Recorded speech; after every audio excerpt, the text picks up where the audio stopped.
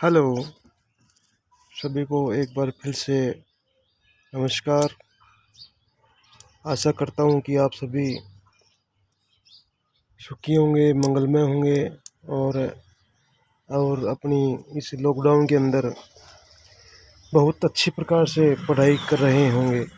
आज अप आज अपनी ऑनलाइन क्लास के अंदर अपन अपने टॉपिक को आगे बढ़ाएंगे और आगे के बारे में जानकारी लेंगे। उससे पहले मैं आपको बता दूं कि अपन चर्चा कर रहे थे इंजन शीतलन प्रणाली के बारे में। उसका अपन ने परिचय पढ़ा था। फिर अपन ने इंजन के अधिकतम शीतलन के प्रभाव पढ़े थे। फिर अपन ने इंजन के अत्यधिक गर्म होने के प्रभाव पढ़े थे। फिर जो हीट ट्रांसफ़र होती है उसमें कौन कौन सी विधियाँ प्रयोग में ली जाती है वो अपन ने पढ़ी थी। जैसे चालन थी, संवहन थी, विकिरण थी। ठीक है। उसके बाद में फिर अपन ने इंजन शीतलन की विधियों के बारे में चर्चा की थी। इंजन शीतलन की विधियाँ में अपन ने पढ़ा था वायु शीतलन अपन ने कंप्लीट पढ़ लिया था। वायु शीतलन प्रणाली की लाभ पढ़ लिए थे। वायु शीतलन प्रणाली की हानियाँ पढ़ ली थी अपन ने। और उसके बाद में फिर अपन ने स्टार्ट कर दिया था जल शीतलन प्रणाली। जल शीतलन प्रणाली के बारे में अपन ने उसका परिचय पढ़ लिया था। जल शीतलन प्रणाली के अंदर अपन ने ये पढ़ा था कि जल शीतलन प्रणाली में कार्यकारी टेम्परेचर पर रखने के लिए कौन कौन सी विधियाँ काम में ली जाती हैं। उसमें अपने विधियाँ पढ़ी थी। एक तो थी गुरुत्व विधि, जिसे ग्रेविटी मेथड बोलते हैं। दूसरी अपने पढ़ी थी उष्मा साइफन विधि, जिसे थर्मो साइफन मेथड बोलते हैं। ठीक है। इसके अपने ये विधियों के बारे में अपने जानकारी ली थी। इसके बाद में फिर अपन ने इनकी लाभ और हानियाँ पढ़े थे। फिर तीसरी एक विधि और पढ़ी थी जो जल शीतलन प्रणाली के अंदर प्रयोग में ली जाती है, जिसको अपन ने पंप परिसंचरण विधि बोला था। जो कि एक पानी का जो पंप आता है वो प्रेशर के साथ वाटर गैलरी में पानी को भेजता है। वो अपन ने इन विधियों के बारे में चर्चा करके ये विधियाँ समापन कर लिया था। ठीक है। आज अपन जल शीतलन प्रणाली की लाभ और हानियाँ पढ़ेंगे। ठीक है। आज जैसे कि अपने को पता है कि दिनांक 30/4/2021 हो गई है। ठीक है। आज का अपना टॉपिक होगा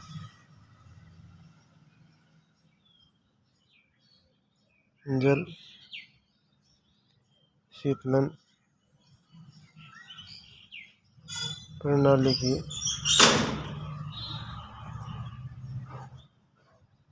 प्रणाली की लाभ व हानियाँ। आज अपन पढ़ेंगे इसके अंदर इस टॉपिक में कि जल शीतलन प्रणाली के क्या लाभ होते हैं और क्या हानियाँ होती हैं। सबसे पहले अपन लाभ के बारे में चर्चा करते हैं।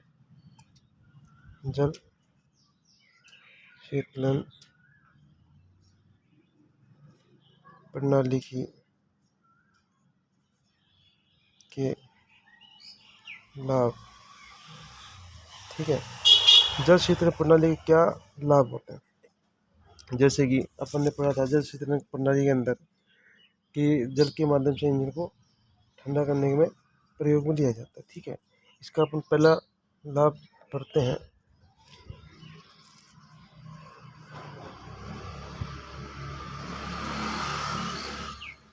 इसके अंदर सबसे पहला लाभ क्या है। इस प्रणाली में इंजन का आकार छोटा होता है। अब इसमें इस प्रणाली में इंजन का आकार छोटा क्यों होता है। छोटे से अपन प्राय ये समझ सकते हैं कि इसके अंदर अपने को एक चीज़ का पता क्या चला कि इसमें जल के माध्यम से इंजन की अंदर जो हीट होती है उस हीट को ठंडा किया जाता है। ठीक है। लेकिन इसमें तो जल के द्वारा जल प्रेशर के साथ अपन प्रेशर के साथ भेजते हैं, प्रेशर के साथ इंजन में घूम फिर के वो वापस आ जाता है, उसके माध्यम से होता है। जबकि एयर कूलिंग सिस्टम में क्या होता है कि जितना इंजन का स्पेस होगा, जितना सरफेस होगा, उस सरफेस के जितनी वायु टच में आएगी उसके माध्यम से ही इंजन को ठंडा रखा जाता है। इसलिए एयर कूलिंग इंजनों में, एयर कूलिंग सिस्टम जहाँ विधियाँ प्रयोग होती हैं उनमें मोस्टली बड़े इंजन रखे जाते हैं। क्यों रखे जाते हैं? यदि छोटा स्पेस यदि वायु के संपर्क में होगा तो सेटिंग से ठंडा नहीं हो पाएंगे, और सेटिंग से ठंडा नहीं हो पाएंगे तो वो आपस में घर्षण होकर जाम होने की स्थिति रहेगी, जिससे कि इंजन सेटिंग से नहीं चल पाएगा। ठीक है, इसलिए मोस्टली जल शीतलन प्रणाली के इंजन छोटे होते हैं और एयर आकार के अंदर, और एयर कूलिंग सिस्टम के अंदर मोस्टली इंजन बड़े इंजन जो हैवी इंजन होते हैं वो थोड़ी बड़ी साइज में होता है। ठीक है, इसका दूसरा, इसकी जो हानि है, इसकी जो दूसरा लाभ है, एक बार लाभ कंप्लीट कर लेते हैं। ठीक है, इसका जो दूसरा लाभ है इसका, इस प्रणाली में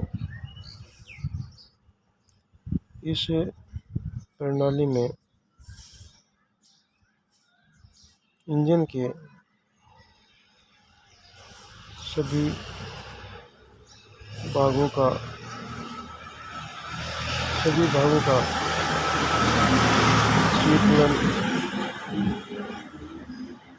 सभी भागों का शीतलन समान होता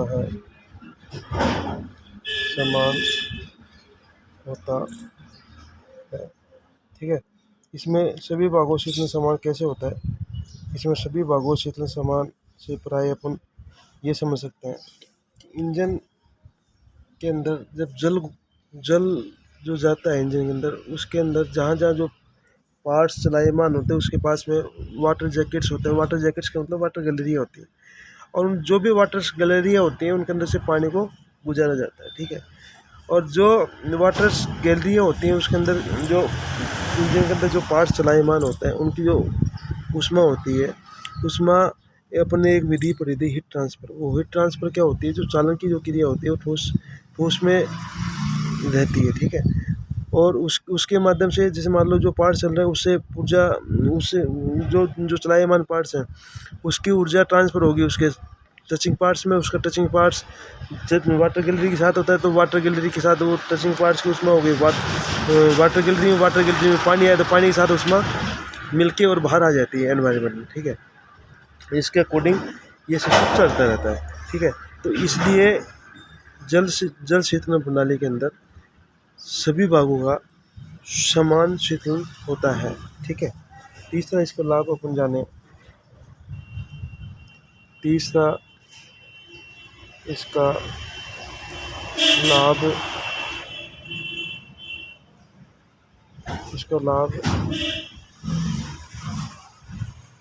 शीतलन दक्षता ज़्यादा होती है, और शीतलन दक्षता ज़्यादा होती है और इसलिए इंजन का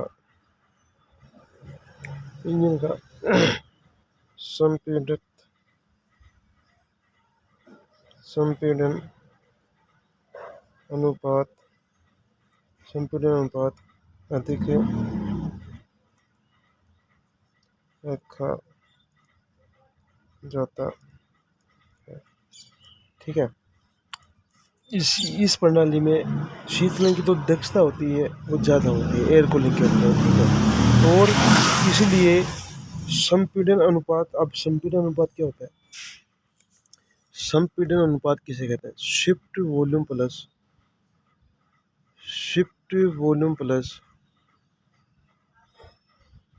सिलेंडर का कुल आयतन का अनुपात, संपीड़न अनुपात, कंप्रेशन रेशियो अपन उसे बोलते हैं। ठीक है, तो वो अधिक रखा जाता है। ठीक है, तो इसका अगला लाभ होगा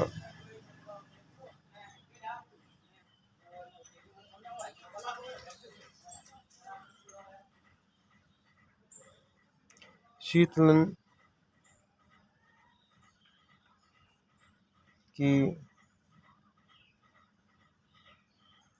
दृष्टि से इंजन का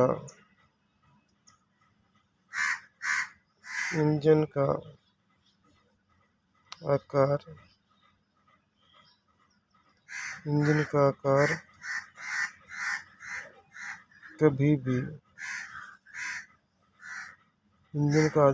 कभी भी बाधक नहीं बनता है। इस प्रणाली में क्या होता है, इस प्रणाली में मोस्टली अपन देखा जाता है कि इसमें इंजन का आकार कभी भी इस प्रणाली में किसी प्रकार से बाधक नहीं बनता है। इसके अकॉर्डिंग अपन वायु शीतलन प्रणाली की बात करें तो वायु शीतलन प्रणाली में भी आकार जो वायु के संपर्क में जो उसका क्षेत्र होगा इंजन का, वो यदि कम होगा तो उससे सेलिंग से इंजन को ठंडा नहीं कूलिंग नहीं हो पाएगी, जिससे कि इंजन चलने में असमर्थता होगी। ठीक है, जबकि इसके अंदर ऐसी कोई प्रॉब्लम नहीं होती। जल शीतलन प्रणाली के अंदर इंजन का आकार से कोई फर्क नहीं पड़ता। ये इसका लाभ है एक प्रकार से।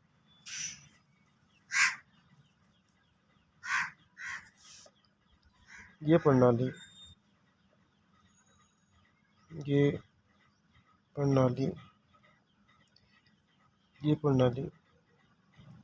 मल्टी सिलेंडरों वाले इंजनों के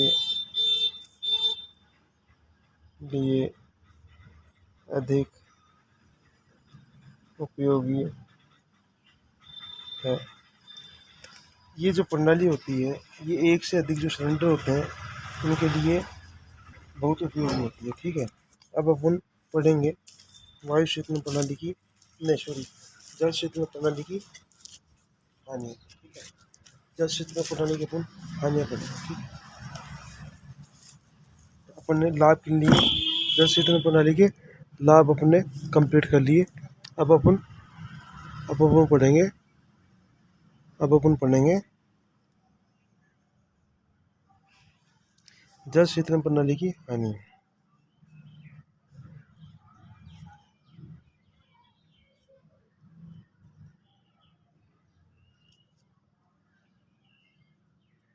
प्रणाली की हानि। ठीक है,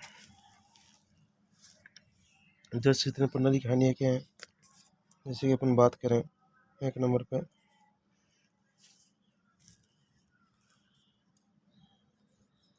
इस प्रणाली में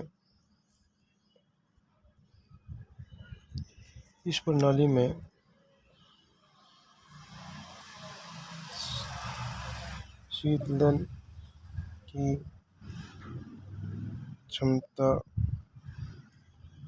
जल पर निर्भर होती है। इस प्रणाली में एक दोष भी है कि इस प्रणाली में जो शीतलन की अवस्था होती है वो जल के ऊपर निर्भर होती है। ठीक है, दूसरा अपन जाने जो इस प्रणाली में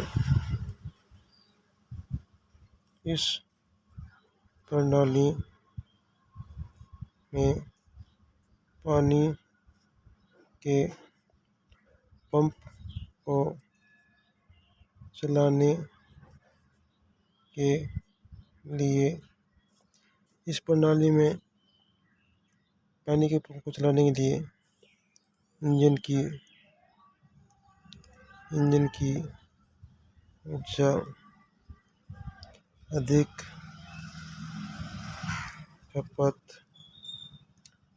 होती है। ठीक है, तीसरा हम इसमें अंदर एक और पढ़ते हैं वायु शीतलन प्रणाली की अपेक्षा वायु शीतलन प्रणाली की अपेक्षा वायु शीतलन प्रणाली की अपेक्षा यह प्रणाली अधिक जटिल होती है। क्यों होती है? वायु शीतलन प्रणाली जो होती है वो सरल इसलिए होती है कि इसके अंदर इंजन को अपने कार्यकारी तापमान पर बनाए रखने के लिए किसी प्रकार के और सहायक उपकरण की आवश्यकता नहीं होती। जबकि इसके अंदर क्या होता है, इसके अंदर आपको रेट लगाना पड़ेगा, इसके अंदर आपको वाटर पंप लगाना पड़ेगा, इसके अंदर आपको वाटर पंप को चलाने के लिए क्रैंकशाफ्ट से फैन बेल्ट लगानी पड़ेंगी, ठीक है। इसके बाद में आपको रेडिएटर को हवा देने के लिए एक फैन लगाना पड़ेगा, ठीक है। तो इसके अंदर कई डिवाइस लगाई जाती हैं, और जबकि एयर कूलिंग जो सिस्टम होता है उसके अंदर ऐसे कोई डिवाइस नहीं लगाई जाती, ठीक है। तो साथ में अपन ये इसके वायु शीतलन प्रणाली के अकॉर्डिंग ये जो जल शीतलन प्रणाली होती है वो थोड़ी ज़्यादा जटिल होती है, ठीक है। और मैंने आपको बता ही दिया क्यों होती है। वो इसलिए होती है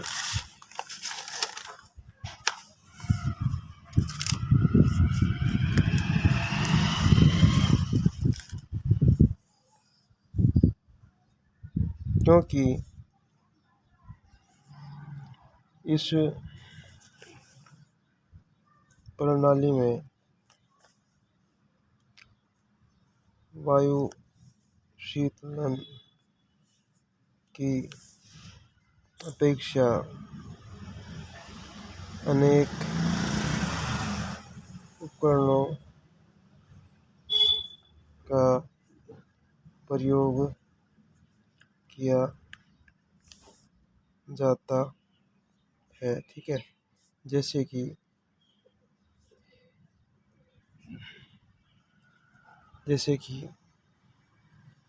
रेडिएटर,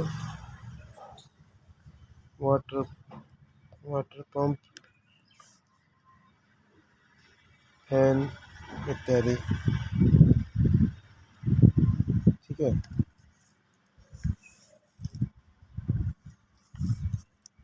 अब अपन अगली हानि की बात करते हैं, ठीक है। चौथे नंबर की हानि, इस प्रणाली में लागत अधिक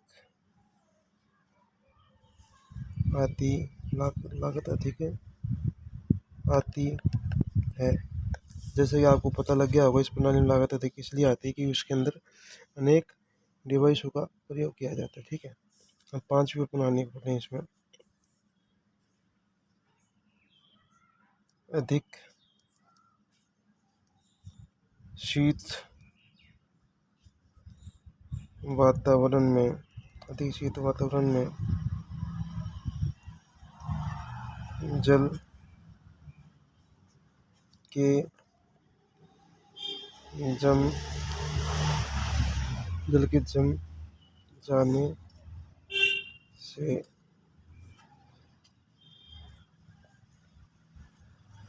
इंजन तो स्टार्ट होने में परेशानी होती है। अब क्यों होती है परेशानी? जैसे कि अपन ने पढ़ा कि जल शीतलन प्रणाली जो होती है जल के माध्यम से इंजन को अपने कार्यकारी तापमान पर बनाए रखती है। जैसे उसी प्रकार जब एनवायरनमेंट ठंडा होता है तो कुछ तो जल हो गया, कुछ एनवायरनमेंट की वजह से जो जब जल जम जाता है तो उसके अंदर जो ऑयल वगैरह होता है, जो फ्यूल वगैरह होता है, वो भी साथ में जम जाता है। जब वो सही से नहीं लिक्विड फॉर्म में नहीं होंगे तो सही ढंग से वो ऊष्मा उत्पन्न नहीं करेंगे, सही ढंग से वो जलेंगे नहीं, दहन नहीं होगी। तो सही ढंग से दहन नहीं होगा तो इंजन स्टार्ट होने में परेशानी आएगी, ठीक है। ये अपने इंजन की जो जल शीतलन प्रणाली थी इसकी लाभ और हानियों के बारे में अपने चर्चा की। अब इस वीडियो को अपन यहीं समाप्त करके अगला वीडियो बनाते हैं, ठीक है। धन्यवाद।